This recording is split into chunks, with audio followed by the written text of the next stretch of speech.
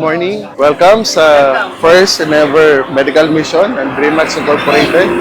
Collaboration with the Korean partners. Muli, mga barangay ng 770, nahiya po namin kayo na magpa-check up at gamitin ang new technology na ibinigay at pinahiram sa atin ng Korean partners. Muli po, welcome at mabuhay tayong lahat. Salamat. Vitamins lang po tayo, multivitamins, isang tableta, isang beses sa isang araw.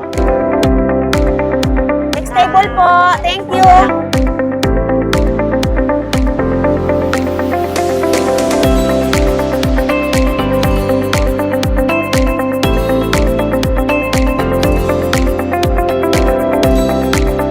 Good morning, everybody. We would like to show to you the successful medical mission conducted by DreamMax Incorporated, its leadership to Sir Mike Cabarlo and the board of directors of DreamMax. So it is a privilege on our part, DreamMax staff and company, to serve the constituency of this barangay. We offer consultations on different pulmonary issues, and together with the team of the Korean group and Polaris, who are with us.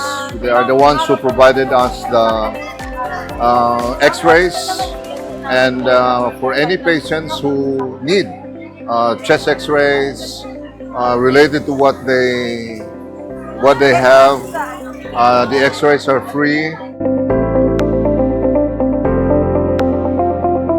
Po si Dr. Lavarias. Sige, ano pong ipapacheck nyo ngayong umaga? Pabalik-balik talaga yung sakit ng balakang. Kumusta po ba ang pag-ihi ninyo? Ganito sir ha, before kayo uminom ng metoprolol, bago kayo uminom ng gamot, i-check nyo po muna yung BP ninyo lagi.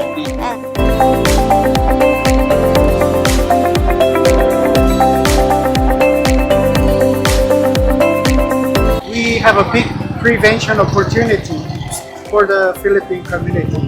And this is especially portable x-ray. They can bring anywhere, any place, any island. So I hope this chance can be held for this world and also in the Philippines. I really appreciate for everything. Thank you very much.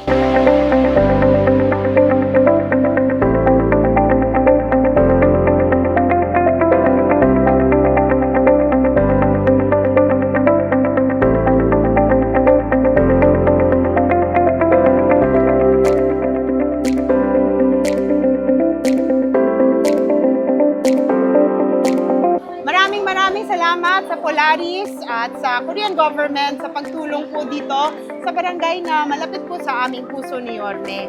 Masayang-masaya po kami na nandito kayo para tumulong sa aming mga Manilenyo, mga kababayan, para maging malakas. Pasalamat tayo. Doon, no? Thank you! Salamat po! Dahil sabi nga ng ating alkalde, tulong-tulong tayong lahat to make Manila great again. Maraming salamat po sa inyo.